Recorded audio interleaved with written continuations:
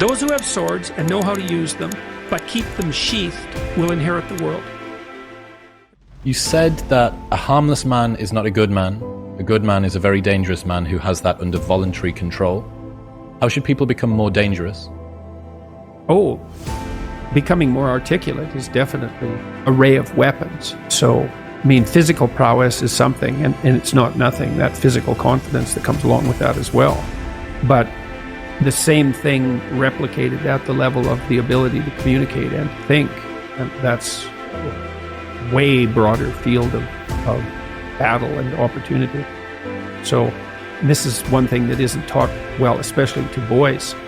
It's more important to teach it to boys, I would say, because they're more skeptical of the educational enterprise in general, generally speaking, partly because they're less obedient, partly because they're less agreeable. That's particularly true for disagreeable boys. And agreeable boys get higher grades independent of their IQ and their academic achievement, because they're easier to deal with. So what do you tell disagreeable boys? There's nothing that makes you more formidable than verbal competence and being able to articulate, be able to think, to marshal your arguments. It's a battlefield metaphor. Get everything in order. Get all your information straight to marshal your forces. Those who have swords and know how to use them, but keep them sheathed, will inherit the world. Young men really need to hear this more, I think, is that you should be a monster. You know, because everyone says, well, you should be harmless, virtuous. You shouldn't do anyone any harm. You should sheath your competitive instinct. You shouldn't try to win. You know, you don't want to be too aggressive. You don't want to be too assertive. You want to take a back seat and all of that. It's like, no. Wrong.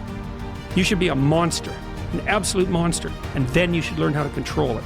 So when I tell young men that, they think, well, lots of them are competitive. They're low in agreeableness, you know, because that's part of being competitive temperamentally.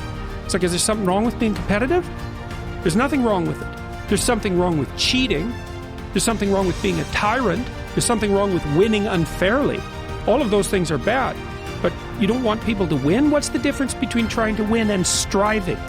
You want to eradicate striving? The definition of a winner is someone who never let losing stop them. Yes. You know, and the idea that a single loss in a competition is somehow a defeat is completely insane. First of all, well, let's say you're a hockey player and you're a good player and you lose the tournament. It's like, well, so what? You played the game.